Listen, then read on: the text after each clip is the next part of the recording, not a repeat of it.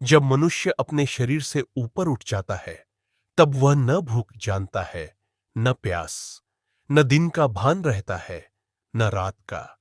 वह समाधि है, वह साक्षात ब्रह्म की अनुभूति है। लेकिन क्या ऐसा आज के कलयुग में संभव है?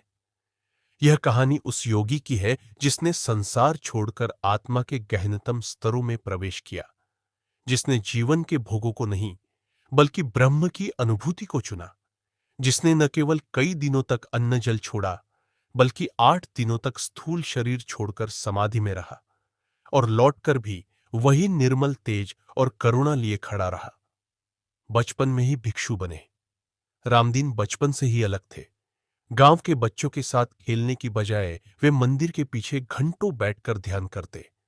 उनके पिता एक पंडित थे, लेकिन बालक रामदीन साधु सन्यासियों से अधिक प्रभावित थे। एक बार एक बाबा गांव में आए।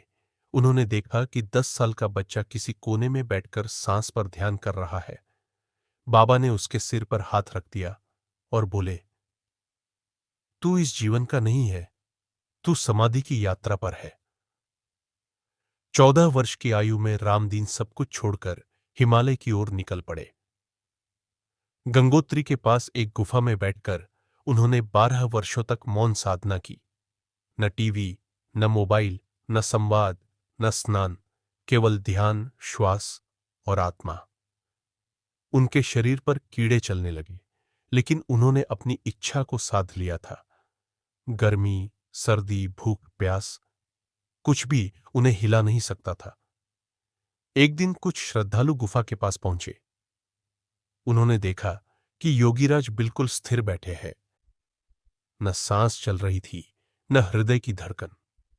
क्या इनका देहांत हो गया? लोग डर गए, लेकिन किसी ने शरीर को छूने की हिम्मत नहीं की। 8 दिन बीत गए। फिर 9वें दिन अचानक आंखें खुली। एक गहरी सांस ली और बोले, मैं वहीं था जहां न समय है न देह। लोग अवाक रह गए। डॉक्टर्स ने बुलवाया। उन्होंने कहा, इनके शरीर में कोई मेटाबॉलिज्म नहीं हुआ, फिर भी शरीर जीवित है। यह विज्ञान के परे है। कलयुग में ऐसा चमत्कार?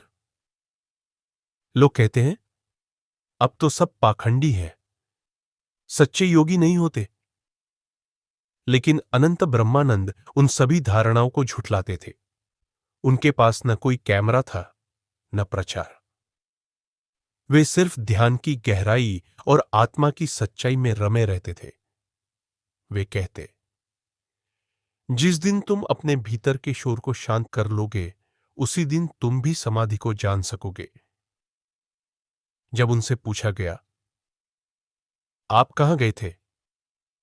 उन्होंने उत्तर दिया, मैं गया नहीं, बस मैं मिट गया। जहां मैं मिटता है, वहीं परमात्मा प्रकट होता है। वहां कोई द्वैत नहीं, न सुख न दुख, बस शांति है, अनंत, अविनाशी और सत्य। डॉक्टरों की टीम ने उनके शरीर की जांच की। न ब्लड प्रेशर में गड़बड़ी, न मांसपेशियों में क्षीणता, न हृदय गति में कोई असामान्यता, बल्कि उनकी त्वचा में एक प्राकृतिक आभा दिख रही थी। शरीर में ऑक्सीजन लेवल सामान्य से बेहतर। वे विज्ञान के लिए पहेली बन गए। मन को वश में कर लो, संसार स्वयं झुक जाएगा। कलयुग में भगवान दुर्लभ नहीं है, ध्यान दुर्लभ है। योगीराज ने सिखाया कि आज के डिजिटल भागदौड़ और तनाव से भरे जीवन में भी यदि हम 30 मिनट प्रतिदिन ध्यान करें, मौन साधें, तो हम अपने भीतर चमत्कार अनुभव कर सकते हैं।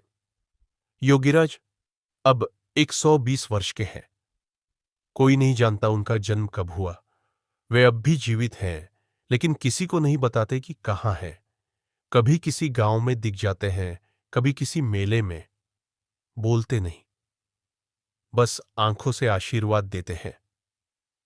लोग कहते हैं, ये कोई आम मानव नहीं, कोई दिव्य सत्ता है।